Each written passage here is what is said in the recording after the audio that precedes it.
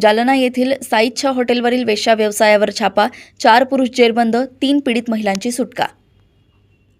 25 November रोजी अनैतिक मानवी वाहतूक प्रतिबंधक कक्षास गुप्त बातमीदारांमार्फत खात्रीशीर बातमी मिळाली की जालना ते मंठा रोडवरील रामनगर साखर कारखाना येथील साईच्छा हॉटेलचे मालक सुधाकर यादव हे स्वतःच्या आर्थिक फायद्याकरिता त्यांच्या हॉटेल साईच्छावरील लॉजमध्ये बाहेरून महिलांना आणून त्यांच्याकडून वेश्या व्यवसाय करत आहे अशी खात्रीलायक बातमी मिळाल्यावरून सदर माहितीबाबत माननीय पोलीस अधीक्षक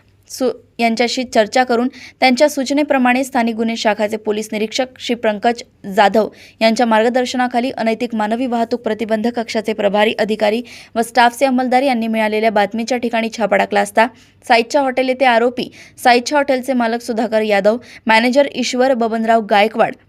पंडित काळू राठोड, अक्षय एकनाथ बुरकुल